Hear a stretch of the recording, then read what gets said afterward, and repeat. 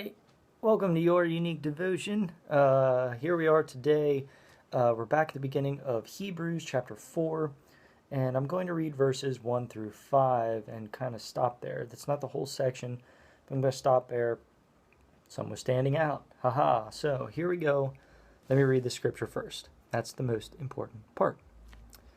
Therefore, since a promise remains of entering his rest, let us fear lest any of you seem to have come short of it.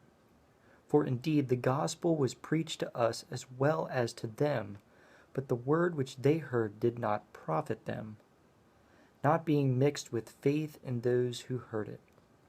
For we who have believed do enter that rest, as he has said, "So I swore in my wrath, they shall not enter my rest," although the works were finished from the foundation of the world. For he has spoken in a certain place of the seventh day in this way, and God rested on the seventh day from all his work, and again in this place, they shall not enter my rest. So there's more, but I'm going to stop there. We're going to kind of cut this one in half. So are you in his rest? I think this is something that everyone searches for, whether Christian or not Christian, no matter what your faith or lack of faith, everyone is always searching for peace. They're always searching for rest. They always you want more money because you think that if you had more, life will be easier. You want a better, bigger house because you think it will give you more room to do more stuff and be able to have more people over and be more prestigious, and that will somehow give you peace. We think that by doing something, like maybe you're way overweight and you think that if you lose weight, that'll bring you peace, that you'll feel better about yourself. Or maybe, like me, trying to pack on some muscle and gain some weight and thinking that, when I get there, I will be at rest, I'll be at peace, I'll be where I want to be. But that's fleeting. It's not about getting somewhere to be at rest. It's about being at rest with where you are. And this is the rest, the peace that God is talking about. He worked hard for 7 days, and on that seventh day, he took a rest. So yes, there is something to be said for working hard to get somewhere and then feeling the rest in the accomplishment. But, such as maybe making more money or losing weight or whatever the case may be for you from your perspective. But the challenge is finding that rest right now. Finding that rest in the situations and struggles that creep up in life. That's where you really cultivate. I say cultivate because it needs to be nurtured. It needs to be grown like a plant. You need to water it. You need to grow it. As the plant is being watered and given sunlight and nurtured, it's always at rest because it just peacefully grows and turns into something beautiful. Say a beautiful flower, a magnificent tree, but it's always at peace and rest the entire time. If you stop watering it, if you remove the light, if you pluck too many leaves off, if you damage it in some way, it loses that rest, it loses that peace, starts freaking out, maybe it even dies. It can kind of be the same way for us. We are always to be walking and moving in that rest, always cultivating it, growing it. And how we can do that as Christians is communicating with God on a regular basis. He is the light. He is the water.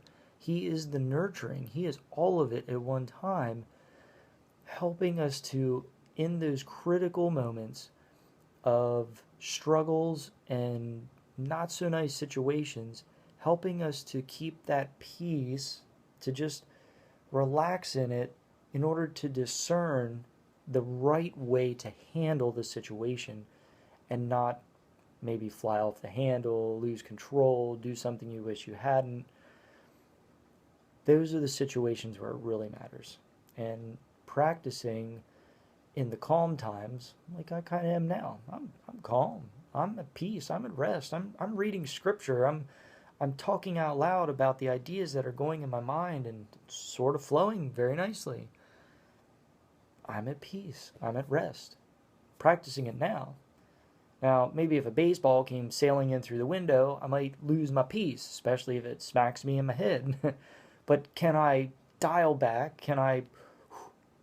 Okay, I just got hit in the head. The glass is broken. What do I do? Okay, now I'm thinking rationally.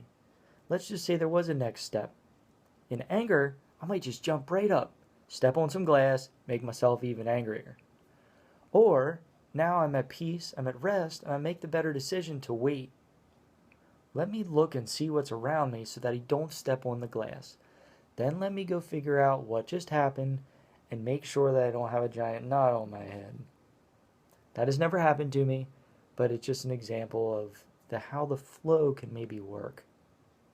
So, for we who have believed do enter that rest.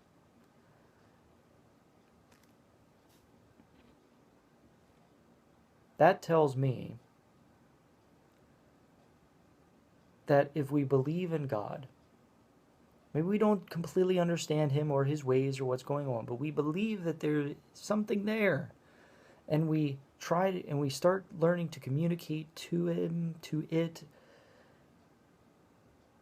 Just a simple belief, the size of a mustard seed, faith the size of a mustard seed, something very small, it doesn't need to be grandeur, can bring us closer to that rest. That's the starting point of cultivating that feeling, that the peacefulness that we all search for. And let me just add, in so doing, working on that, you'll start to understand what joy is versus happiness. Happiness is that point where you start making a lot of money, or something happens, you come into a lot of money, and you're happy for a moment, for a little bit. Or you finally do get to that goal of losing the weight you wanted to do, or gaining the muscle and weight that I want to do.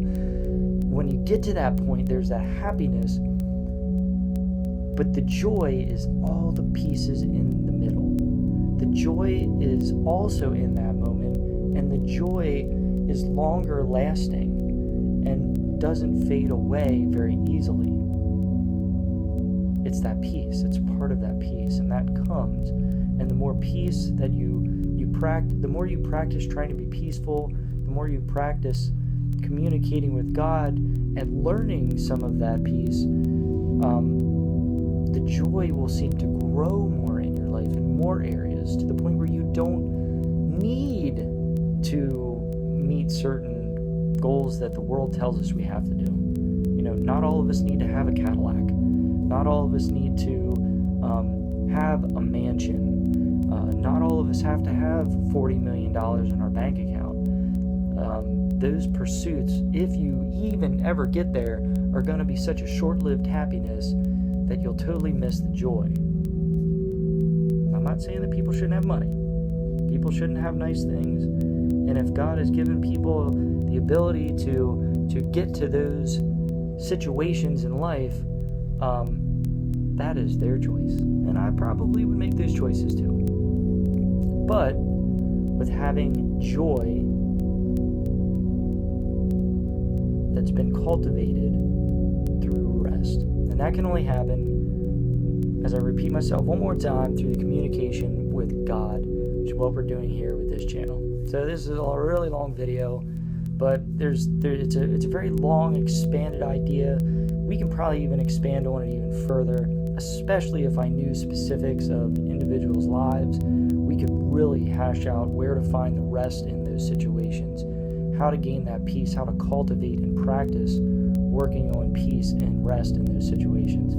But I bet you're pretty intelligent. I guarantee you're smart enough to take your situations, your perspective, and overlap that idea and see where that falls in your life. So I hope that God gives you all the blessings you deserve, even more so all the blessings you don't deserve. Have a wonderful day, and I pray today that you find a little bit more peace and rest than you've ever had in your life. Till tomorrow. I'll see you then.